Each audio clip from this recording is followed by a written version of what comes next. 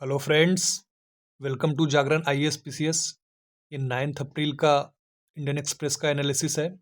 इसमें जो भी यूपीएससी और स्टेट पीसीएस से रिलेटेड जो भी इम्पोर्टेंट न्यूज़ आर्टिकल्स होंगे उनको कवर किया जाएगा। इसके शॉर्ट नोट्स प्रोवाइड किए जाते हैं और जो की वर्ड्स होंगे प्रीलिम्स पॉइंट ऑफ व्यू से उनको हाईलाइट किया गया है और मेंस पॉइंट ऑफ व्यू से जो इम्पोर्टेंट पॉइंट्स हैं उनको अंडरलाइन किया गया है। और ये हमारे टेलीग्राम चैनल पर ये शॉर्ट नोट्स अवेलेबल होंगे। चलिए शुरू करते हैं फर्स्ट न्यूज आर्टिकल के साथ। First news article front page से है। कैबिनेट के द्वारा विमेन कोटा जो लोकसभा और असेंबली में सीटों की संख्या को बढ़ाने के लिए है उसको मंजूरी मिल गई है। 2023 में एक एक्ट लाया गया था विमेन रिजर्वेशन से रिलेटेड, जो कि पार्लियामेंट और स्टेट असेंबली में विमेन को 33% रिजर्वेशन के लिए ये एक्ट लाया गया था। बट अगर ऐसा किया जाता है जो एग्जिस्टिंग सीट्स हैं लोकसभा में, एग्जिस्टिंग सीट जो है मैक्सिमम 550 हो सकते हैं और स्टेट असेंबली में ये 500 है। इसको जो है अगर इसी सीट अरेंजमेंट में अगर रिजर्वेशन दिया जाए तो जो एग्जिस्टिंग एमएलएज हैं या एमपीज हैं उनका सीट जो है चला जाएगा रिजर्वेशन में। सो फिर पॉलिटिकल रिफ्ट और इंटरनल पार्टी में भी रिफ्ट हो सकता है, डिफरेंट पॉलिटिकल पार्टीज भी प्रोटेस्ट कर सकते हैं। सो ये सॉल्यूशन निकाला गया कि सीट को बढ़ाया जाएगा और वो भी नेचुरली है बिकॉज पॉपुलेशन 1971 इस सेंसस के तहत जो डिलिमिटेशन है, मतलब सीटों की संख्या को लिमिट की जाती है, उसको 2026 तक के लिए फिक्स कर दिया गया था, जैसा कि मैंने पहले बताया 550 और 500। सो अब जो है जो सेंसस होने वाला है 2026 में, तो उससे जो अगर डिलिमिटेशन प्रोसेस होगा तो 2032-33 तक वोट जाएगा। तो तब तक हमें वेट करना होगा रिजर्वेशन को इम्प्लीमेंट करने के लिए। सो गवर्नमेंट ने 2011 के पॉपुलेशन को बेसिस मान करके सीटों की संख्या को बढ़ाने का ये निर्णय लिया है। और इसमें ये ध्यान रखा गया है कि वैसे स्टेट को हार्म ना हो जो कि जिन्होंने पॉपुलेशन में अच्छा काम किया हो, मतलब कि जहाँ की पॉपुलेशन जो है, जैसे कि कहा जाता है नॉर्थ स्टेट्स में जो है, साउथ स्टेट्स जो है नॉर्थ स्टेट्स के अपेक्षा पॉपुलेशन का जो फैमिली प्लानिंग थी उनमें उन्होंने अच्छा किया है। तो अगर उस बेसिस पे अगर सीटों की संख्या बढ़ाई जाए तो साउथ के जो स्टेट्स हैं उनको नुकसान हो सकता है। तो इसमें ये ध्यान रखा गया है और ये इंश्योर किया गया है कि टोटल जो सीटों का शेयर है स्टेट्स का वो कांस्टेंट रहेगा। ओनली क्या होगा, सीटों की संख्या की बढ़ाई जाएगी और वो 2011 के पॉपुलेशन के बेसिस पे बढ़ाई जाएगी।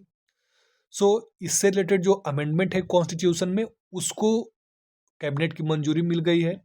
उसके लिए आर्टिकल 81, जिसमें कि पार्लियामेंट में लोकसभा और राज्यसभा में सीटों की संख्या को 2026 तक के लिए फिक्स किया गया था, उसमें अमेंडमेंट किया जाएगा। तो आर्टिकल 81 को अमेंड किया जाएगा और आर्टिकल 170 जो स्टेट से रिलेटेड असेंबली है उनमें जो सीटों की संख्या है उनको जो है फिक्स करता है। तो आर्टिकल 81 और आर्टिकल 170 ये दोनों को अमेंड किया जाएगा। करेंटली जो है राज्यसभा में मैक्सिमम 550 सीट्स होते हैं, अभी 543 सीट्स है, जिसमें से कि 530 सीट जो है स्टेट से और 20 सीट जो है यूनियन टेरिटरीज से, इस तरह से होते हैं। तो अभी जैसा निर्णय लिया गया है कि 50% सीट्स बढ़ाए जाएंगे, मतलब कि 543 का 50% 273 सीट। तो 273 सीट्स बढ़ाए जाएंगे तो टोटल जो है लोकसभा में 816 सीट हो जाएगा। इसमें जो है फिर 33% रिजर्वेशन दिया जाएगा। सो ये रहा है, मतलब ये जो है 816 कुल सीटों की संख्या होगी और ये 2011 जो पॉपुलेशन सेंसस है उसके बेसिस पे किया जाएगा। और जो अभी जो डिलिमिटेशन होगा, मतलब कि सीटों की संख्या बढ़ाई जाएगी, तो इसको जो है 2029 के जो जनरल इलेक्शंस होंगे उनमें इनको जो है इम्प्लीमेंट किया जाएगा। और जो नेक्स्ट सेंसस के बाद डिलिमिटेशन होगा वो 2032-33 तक वो पूरा होगा। सो ये जो है इसमें ज़्यादा टाइम लगेगा। सो गवर्नमेंट ने ये निर्णय लिया है सभी पार्टी से डिस्कशन और डिबेट करके। सो ये था पूरा न्यूज आर्टिकल का समरी। इससे रिलेटेड एक न्यूज आर्टिकल जो है एडिटोरियल पेज में भी दिया गया है, जो कि प्राइम मिनिस्टर मोदी जी के द्वारा लिखा गया है, उनके ऑफिस से लिखा गया है। सो आप बैकग्राउंड जानते ही हैं। इस एडिटोरियल में ये बताया गया है कि वीमेन जो है हमारे पॉपुलेशन का 50% हिस्सा होती है लगभग, और पॉलिटिक्स में उनका रिप्रेजेंटेशन बहुत ही कम है। सो इस अंडर रिप्रेजेंटेशन को जो सही ट्रैक पे लाने के लिए ये एक रिजर्वेशन जो दिया गया है 33% का, ये एक इम्पॉर्टेंट स्टेप्स है। और ये हमारे कॉन्स्टिट्यूशन में जो वैल्यू है इक्वालिटी, इंक्लूजन, इसको जो है इस पर्पस को फुलफिल करता है। पास्ट अटेम्प्ट जो रहे हैं इस तरह के रिजर्वेशन को लाने के लिए, वे फेल हुए बिकॉज पार्टी में कंसेंसस नहीं हो पाती थी।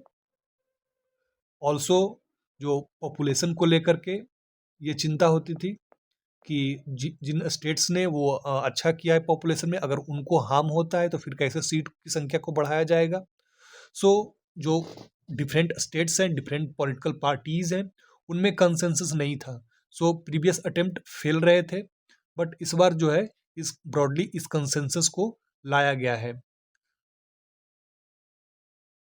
विमेन के पार्लियामेंट और असेंबली में रिप्रेजेंटेशन को इंक्रीज करने से ये देखा गया है, ये विमेन के डिफरेंट पर्सपेक्टिव को ये लेकर के आएंगे, उनका जो एक्सपीरियंस है। और ये देखा गया है कि जैसे लोकल गवर्नमेंट में विमेन की भागीदारी को इंश्योर किया गया था, तो वहाँ जो डिसीजन मेकिंग प्रोसेस है और वहाँ जो सोशल वेलफेयर है, हेल्थ, एजुकेशन, सैनिटेशन, इन सब से रिलेटेड जो सर्विसेज है वो बेहतर हुई है। तो ओवरऑल इस आर्टिकल में कहना है कि वीमेन के रिप्रेजेंटेशन के इंक्रीज होने से गवर्नेंस बेटर होगा और डिसीजन मेकिंग क्षमता जो है बेटर होगी। सो महात्मा फूले, ज्योतिबा फूले, उनकी 200वीं बर्थ जयंती है और 14 अप्रैल को अंबेडकर जयंती है। तो इस अवसर पे इस तरह के इम्पोर्टेंट स्टेप्स लिया जाना एक हमारे कंट्री के लिए काफ़ी इम्पोर्टेंट और इंक्लूसिव हमारे जो कॉन्स्टिट्यूशन वैल्यूज़ है उसको फुलफिल करता है। चलिए नेक्स्ट न्यूज आर्टिकल की ओर बढ़ते हैं।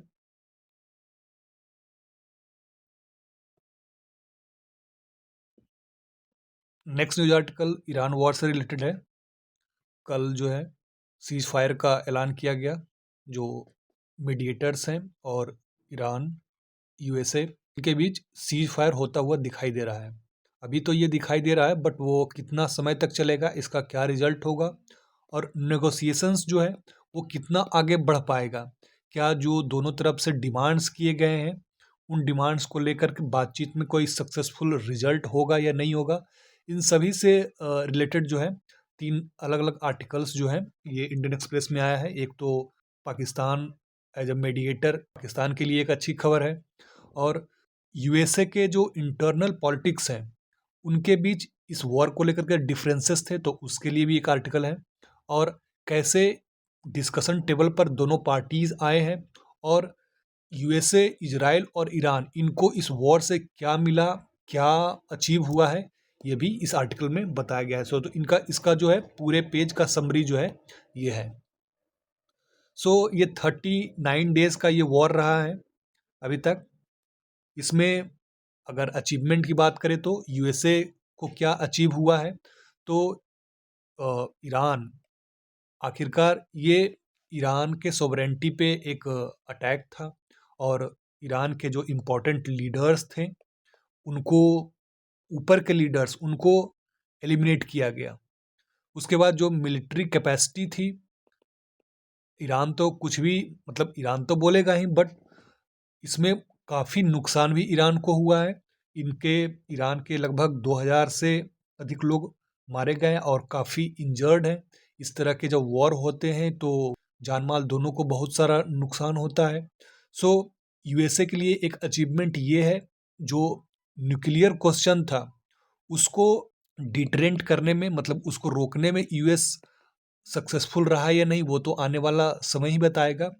बट जो मिलिट्री कैपेसिटी को ईरान के मिलिट्री कैपेसिटी को नुकसान हुआ है, जो उनको ईरान के एनर्जी इंफ्रास्ट्रक्चर को नुकसान हुआ है, बिकॉज मिलिट्री कैपेसिटी और एनर्जी दोनों ईरान के लिए इम्पॉर्टेंट है। तो श्योर ईरान को नुकसान तो हुआ ही है। बट उसी समय अगर यूएस को देखें तो क्या यूएस ने अपना पूरा जो गोल है वो अचीव किया या नहीं? तो रेजीम चेंज, पहला गोल था रेजीम चेंज, तो रेजीम चेंज तो होता हुआ नहीं दिख रहा है, बिकॉज जो ऊपर के लीडरशिप गए थे उनको जो है इन्हीं ग्रुप के दूसरे लोग रिप्लेस करेंगे। और दूसरा है न्यूक्लियर, जो क्वेश्चन था कि न्यूक्लियर वेपन ईरान नहीं बनाएगा। तो ऐसा तो है नहीं कि ईरान जो है इस अटैक के बाद न्यूक्लियर को छोड़ देगा। मतलब कि हम तो ऐसा कह सकते हैं कि इस अटैक के बाद न्यूक्लियर और इम्बोल्डेंड होगा कि वो न्यूक्लियर वेपन को बनाए। तो ये था यूएस के पर्सपेक्टिव से। इजराइल के पर्सपेक्टिव से देखें तो इजराइल जो कि ईरान को एक एग्जिस्टेंशियल थ्रेट मानता है, तो इजराइल के लिए अचीवमेंट ये है कि जो मिलिट्री कैपेबिलिटीज़ है ईरान की, और जो इसके जो सपोर्टर्स प्रॉक्सी ग्रुप थे जैसे कि हिजबुल्लाह, तो इनको काफ़ी नुकसान हुआ है। सो ईरान के लिए अचीवमेंट ये है कि ईरान को ये इतना अधिक इन्होंने नुकसान पहुंचाया कि ईरान को फिर से खड़ा होने के लिए इनको बहुत सारा टाइम लगेगा, दोनों तरीक़ों से, एनर्जी जो इंफ्रास्ट्रक्चर है वो, और मिलिटरली दोनों तरीक़ों से। तो ये था इजराइल के लिए। ईरान के लिए क्या लॉस्ट हुआ और क्या अचीव किया? जैसा कि मैंने पहले बताया कि ईरान जैसा कि अटैक से पहले जो था, अब अटैक के बाद जैसा यूएसए और इजराइल का जो ये मंशा थी कि इनके रेजीम चेंज किया जाएगा, इनको जो है तोड़ दिया जाएगा, वो अभी होता हुआ दिख नहीं रहा है। रेजीम चेंज तो नहीं हुआ, और ये जो है इन्होंने एक रिजिलियंट दिखाया है कि अगर इस तरह के अटैक होते हैं तो ईरान जो है सरेंडर नहीं करेगा। और इस तरह का रेजिलियंट जो है कहीं ना कहीं यूएसए और इजराइल के लिए एक ये भी क्वेश्चन क्रिएट करता है कि क्या फिर फ्यूचर में इस तरह का अगर अटैक किया जाए जिससे कि इजराइल और ईरान को भी नुकसान हो सकता है, तो क्या इस तरह के अटैक जो है, इस तरह के ऑपरेशन यूजफुल है? तो ईरान को नो डाउट नुकसान हुआ है, बट ईरान ने बहुत ही रेजिलियंट दिखाया है। सो ईरान के लिए अचीवमेंट ये है कि ईरान जो है इस वॉर से और इम्बोल्डेंड होकर निकल सकता है। सो ये पूरा जो आर्टिकल लिखा गया है इसी के चारों ओर है। सो इंडिया के लिए क्या टेक अवेज है और इंडिया के लिए कंसर्न? तो इंडिया के लिए जो ये सीज फायर है वो एक वेलकम स्टेप है। वेलकम स्टेप इसलिए बिकॉज इंडिया के बहुत सारे huge population of diaspora West Asia में रहते हैं, लगभग 9 मिलियन के आसपास, 90 लाख मतलब कि 1 करोड़ के आसपास। सो इनका रेमिटेंस और सबसे बड़ी एनर्जी, ऑयल, गैस सप्लाई, आप देख रहे हैं कि एलपीजी में एलपीजी को लेकर के क्या क्राइसिस है। जो डोमेस्टिक है उनको तो इंश्योर किया जा रहा है बिकॉज इलेक्शन भी है, गवर्नमेंट को इलेक्शन भी देखना है, बट जो कॉमर्शियल सप्लाई है एलपीजी का, वो आप देखेंगे कि 1000 से लेकर के 4000 तक का 14 केजी का सिलेंडर जो है मार्केट में ब्लैक से बिक रहा है। सो इस तरह के सिचुएशन से हमारे एनर्जी सिक्योरिटी को काफ़ी थ्रेट होता है, तो इंडिया को आगे देखना होगा कि हम कैसे इससे अपने आप को इंसुलेट कर सकते हैं। और इसी बीच पाकिस्तान जो एक उभर के आया है कि मीडिएटर का एक काम कर रहा है। सो पाकिस्तान जो भी इंडिया के अगेंस्ट करता है या फिर जो भी अफगानिस्तान में कर रहा है, सो ये सारा इस बीच जो है हाइड हो गया है। सो नो डाउट पाकिस्तान का भी प्रोफाइल इंक्रीज होगा ही। इसके बाद जो थर्ड आर्टिकल है, यूएसए का जो इंटरनल कॉन्फ्लिक्ट है, मतलब JD Vance, secretary Marco Rubio और जो आर्म फोर्सेस के चीफ हैं और ट्रंप, इनमें काफ़ी मतभेद है। जब ये पब्लिक स्टेटमेंट देते हैं तो ऐसा लगता है कि ये जो है ये लोग एक पेज पे नहीं है। कोई बोल रहा है कि ये जो है एक बुलशिट ऑपरेशन है, मतलब कि रेजीम चेंज ही एक बैड आइडिया है। कोई जो है मिलिट्री ऑपरेशन को इसलिए सपोर्ट बस कर रहा है बिकॉज उनको जो है कुछ लॉबीज को जो है खुश करना है। सो इंटरनल कॉन्फ्लिक्ट को लेकर के ये आर्टिकल लिखा गया है। उसके बाद ये थर्ड आर्टिकल है कि ट्रम्प और ईरान जो है कैसे नेगोशिएटिंग टेबल पर आए। बिकॉज यूएसए वॉर में तो एंट्री कर चुका, बट अब ये देख रहा है कि हम फंस चुके हैं। यहाँ से जो हमारे एलाइज हैं वेस्ट एशिया में, उनको नुकसान हो रहा है, उनकी एनर्जीज जो ट्रेड है, उनका एक्सपोर्ट है, वो इफेक्ट हो रहा है। तो वो प्रेशर दे रहा है यूएसए को। अगेन जो डोमेस्टिक पॉलिटिक्स है यूएसए का, जो लोग हैं वो भी इस तरह के वॉर को क्यों चाहेंगे कि उनके लोग जो है या उनका टैक्सपेयर्स की मनी जो है इस तरह से दूसरे जगह जो है भेजा जाए। सो डोमेस्टिक पॉलिटिक्स भी यूएसए का ये प्रेशर दे रहा है कि ये वॉर जो है उनके लिए उनका नहीं है। सो यूएस भी डेस्परेट है इस वॉर से निकलने के लिए, और वो ऐसा इसलिए कहा जा रहा है, मतलब कि जैसा जो पब्लिक स्टेटमेंट रहा है ट्रम्प का या उनके जो असिस्टेंट हैं, उनका कहना है कि ये वॉर जो है हमने इजराइल के लिए लड़ा है, मतलब ऐसा बोला जा रहा है। सो यूएसए तो निकलना चाहता ही है। दूसरी ओर जो ईरान है, ईरान को जो एनर्जी इंफ्रास्ट्रक्चर और जो मिलिट्रली या फिर जो उनके जान माल का नुकसान हुआ है, तो कोई भी कंट्री नहीं चाहेगा कि इस तरह का वॉर जो है वो बहुत ज़्यादा दिन तक ये चलता ही रहे। सो इस तरह से दोनों दोनों को लगा कि ये दोनों के लिए एक लिमिट तक पहुंच गया और ये ज़्यादा हार्मफुल हो सकता है। सो दोनों नेगोशिएटिंग टेबल पर आए हैं। सो ये जो सीज फायर है इसमें ईरान के द्वारा 10 पॉइंट डिमांड रखा गया है और यूएस जो है उसके द्वारा 15 पॉइंट का डिमांड रखा गया है। उन जो 10 पॉइंट डिमांड है उसमें ईरान क्या कहता है, तो ईरान कह रहा है कि जितने भी इकोनॉमिक सैंक्शंस उस पर लगाए गए हैं उसको रिमूव किया जाए। जो यूरेनियम के इनरिचमेंट का राइट है, मतलब कि यूरेनियम इनरिच किया जाता है, उस राइट को रिटेन किया जाना चाहिए।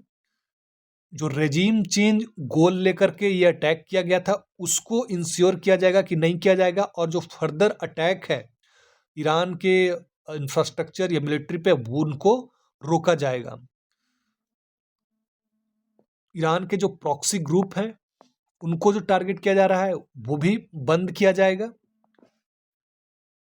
सो अभी ये नियर डिमांड है ईरान के। उसके बाद यूएस का क्या प्रपोजल है, यूएस का कहना है जो भी न्यूक्लियर जो प्रोग्राम है उसको वापस लेना होगा, मतलब उसको उसको ख़त्म करना होगा। और इनरिचमेंट पर जो ईरान कह रहा है कि यूरेनियम का इनरिचमेंट का राइट हमें चाहिए, यूएसए कह रहा है कि टोटल बैन होना चाहिए। जो पहले से इनरिच्ड यूरेनियम है उसको जो इंटरनेशनल एनर्जी एजेंसी है उसको सौंपना होगा। मिसाइल्स इसको लिमिट करना होगा। और जो इस एरिया में वेस्ट एशिया में जो ईरान प्रॉक्सी सपोर्ट करता है, हिजबुल्ला, हमास, यूथीज, इनको जो है बंद करना होगा। तो अभी तो ये सीज फायर हुआ है, बट जो दोनों के डिमांड है इनको देखकर ऐसा लगता है कि फ्यूचर में इस तरह का सीज फायर या फिर ज़्यादा दिनों तक चलने की संभावना वो कम है। बट हमें ऑप्टिमिस्टिक होना चाहिए, बिकॉज ये पूरे ग्लोबल लेवल पर इस वॉर का, इस जो कॉन्फ्लिक्ट है उसका इफेक्ट है, और खासकर हमारे लिए जो एनर्जी सिक्योरिटी है वो एक बड़ा चैलेंज है। सो वो आने वाला टाइम ही बताएगा कि ये कितना सक्सेसफुल रहता है। चलिए आगे बढ़ते हैं नेक्स्ट न्यूज आर्टिकल की ओर।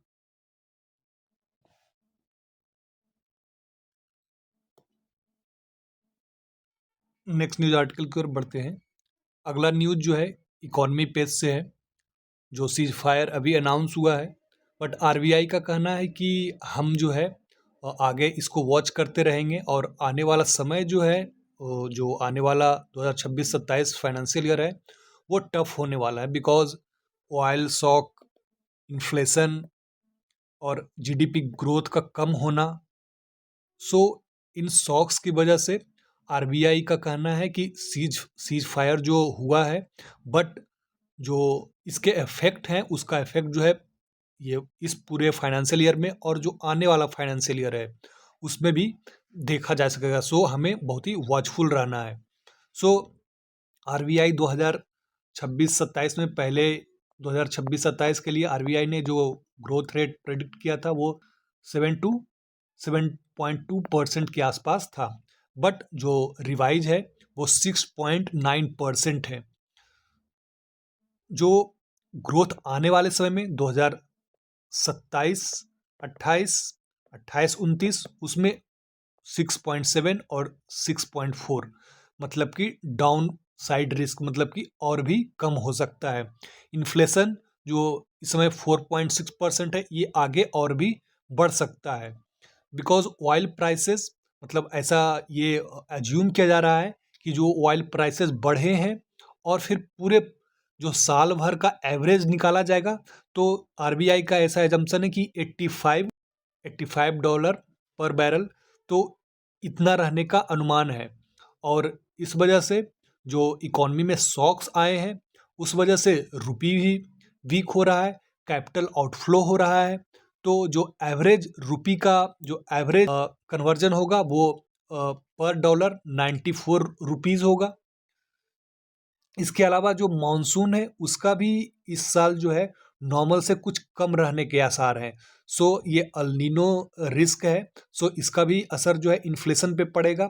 सो ओवरऑल आरबीआई का कहना है जो ग्रोथ रेट है वो तो कुछ कम होगा ही होगा, इन्फ्लेशन और आगे जा सकता है। सो हमें जो है पूरा वॉचफुल रहना है, और जो पॉलिसी कट पिछले साल किया गया था, वो जो रेपो रेट फिक्स किया जाता है, तो ये 2025 में 5.25% के आसपास रखा गया था। सो ये जो अभी का मॉनेटरी पॉलिसी है उसमें अनचेंज रहा है, बिकॉज पहले पॉलिसी कट मतलब कि रेपो रेट को कम किया गया था, बट जो अभी आने वाला समय है उस इन्फ्लेशन को देखते हुए, ग्रोथ रेट को देखते हुए आरबीआई ने 5.25% रखने का निर्णय लिया है। सो ये इकोनॉमी सेक्शन से रिलेटेड न्यूज आर्टिकल था। नेक्स्ट न्यूज आर्टिकल की ओर बढ़ते हैं। नेक्स्ट न्यूज आर्टिकल की ओर बढ़ते हैं। ये अगेन इकोनॉमी सेक्शन से है। इंडिया में जो लैंड होल्डिंग है, तो उसमें बहुत ज़्यादा इनक्वालिटी है। सो इस न्यूज आर्टिकल के अनुसार जो 10% रूरल हाउस होल्ड्स हैं, वो 44% जो लैंड है इंडिया में वो ओन करते हैं। और जो स्मॉल लैंड होल्डिंग्स है, जैसे कि 0 से 2 हेक्टेयर स्मॉल होल्डिंग्स, ये लगभग 77% है। मतलब कि 0 से 2 हेक्टेयर जो लैंड्स हैं, इसके ओनर्स की संख्या लगभग 77% है। मतलब कि लैंड जो है कुछ पर्सन्स के बीच, स्मॉल सेक्शंस के बीच कॉन्सेंट्रेटेड है। और इस स्टडी के अनुसार जो टॉप 10% लैंड ओनर्स है उनके पास 44% लैंड है, टॉप 5% जो है उनके पास 32% लैंड है, और टॉप 1% मतलब कि 100 में से एक व्यक्ति के पास ही 18% लैंड है। तो अगर इस तरह से इनइक्वालिटी होगा तो लैंड का डिस्ट्रीब्यूशन सही से नहीं होगा, लैंड का डिस्ट्रीब्यूशन सही नहीं होगा तो इनकम जो है, फार्मर्स की इनकम या पर कैपिटा इनकम, वो उसका डिस्ट्रीब्यूशन जो है सही से नहीं होगा। सो जो लार्ज लैंड होल्डर्स हैं उनका डोमिनेंस होगा, और फिर सोसाइटी में इसका पूरा जो है इफेक्ट देखने को मिलेगा। इस स्टडी के अनुसार बिहार और केरला लैंड का कॉन्सेंट्रेशन जो है सबसे ज़्यादा बिहार और केरला में पाया गया है। गिनी कोफिशिएंट जो इनइक्वालिटी को मेजर करता है, अगर